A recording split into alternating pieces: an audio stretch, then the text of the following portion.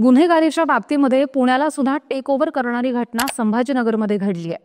आता संभाजीनगर सुद्धा गुन्हेगार अट्टल बनवण्याचा कारखाना बनवतोय की काय, ही सुद्धा मोठी बाब ठरतीये। पोलीस प्रशासन सतर्क असताना अगदी हर्सुल जेलच्या समोरच सोमवारी गँग वॉर झालं। यामध्ये एकाचा मृत्यू झाला तर एक जण गंभीर जखमी आहे। संभाजीनगरचा नवीन बादशाह म्हणून गुन्हेगारी क्षेत्रामध्ये आपलं नाव कमवण्यावरती अल्पवयीन मुलं सध्या प्रयत्न करतायत आणि ह्यातनंच वाढलेली गुन्हेगारी ही पोलिसांच्या लक्षात येत नाहीये का, हा सुद्धा मोठा प्रश्न पडतोय। कालच्या गँग वॉर बद्दल जाणून घेऊयात सविस्तरपणे आजच्या या व्हिडिओच्या माध्यमातून।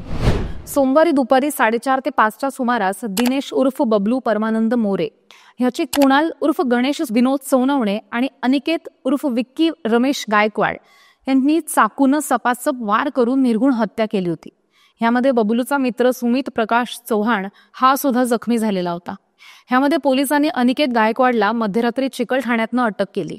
न्यायालयानं दोन्ही आरोपींना शनिवारपर्यंत पोलीस कोठडी सुनावली आहे, अशी माहिती पोलीस निरीक्षक मंगेश जगताप यांनी दिली आहे। अहो मला सारखा दम लागतोय हो। आज माझा अजिबातच मूड नाहीये। मला ना कसं तरी होतंय, माझ्या हातापायाला मुंग्या येतायत हो। माझं खूप डोकं दुखतंय आज। अहो माझ्या थायरॉइडच्या गोळ्या संपल्या आहेत, लवकर आणून द्या ना। या सगळ्या कुरकुरी आपण देखील रोज ऐकता का? हो ना। अहो या त्रासावर सोपा उपचार आहे, डॉक्टर चाटेज होमिओपॅथी क्लिनिक। या हत्येमागचं कारण सध्या तरी वर्चस्ववाद दिसतंय, पण तरी सुद्धा दोघांमधला वाद हा फार जुना होता। 6 महिन्यांपूर्वी बबलूनं गणेश सोनवणेला अमानुषपणे मारहाण केल्यानं त्याचा बदला घेण्यासाठी सोनवणे संधी शोधत होता। बबलू मोरे आणि गणेश सोनवणे ह्यांच्यामध्ये नेहमीच खटके उडायचे।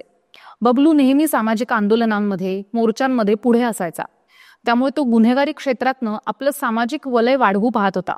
त्यातच त्याला राजकीय लोकांची सुद्धा साथ मिळायला सुरुवात झाली होती, त्यामुळे त्याच्या गुन्ह्यांकडे दुर्लक्ष होतंय अशी भावना इतर गुन्हेगारांमध्ये सुद्धा होत होती। आपले गट तट बनवून ज्यांना नेहमीच जेलवाऱ्या करायची सवय आहे अशा अट्टल गुन्हेगारांना आपल्या बाजूनं खेचत बबलू आणि आरोपी गणेश सोनवणे ह्या दोघांच्या गटामध्ये नेहमीच वाद व्हायचे। 6 महिन्यांपूर्वी सुद्धा दोन्ही गटामध्ये प्रचंड मारामारी वाद झालेले होते।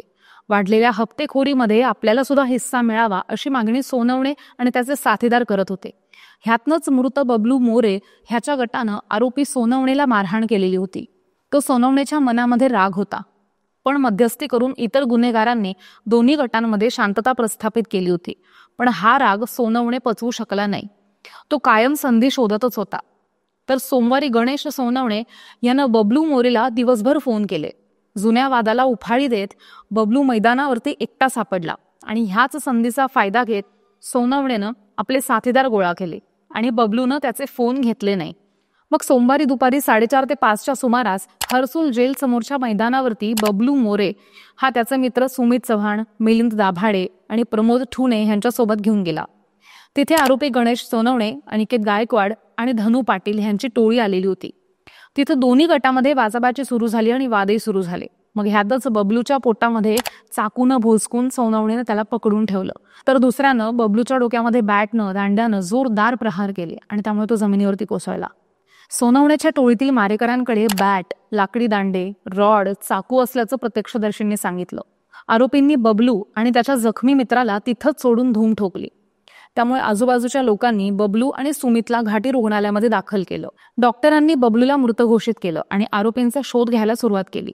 सोनवणे आणि त्याच्या साथीदारांना चिकलठाण्यातनं ताब्यात घेतलं। हे प्रकरण एवढ्यावरच थांबणार नाहीये, कारण की सुरू झालेलं टोळी युद्ध, वर्चस्वाची लढाई ही ह्याची नांदी आहे। पोलिसांनी वेळीच खबरदारी घेऊन अट्टल गुन्हेगारांना समज दिली नाही तर असे काही तरुण ह्या गुन्हेगारांना बळी पडतील आणि संभाजीनगर गुन्हेगारांचं माहेर होईल। ह्याबद्दल तुम्हाला काय वाटतं ते कमेंट करून नक्की सांगा। पाहत रहा सत्य पे सत्ता।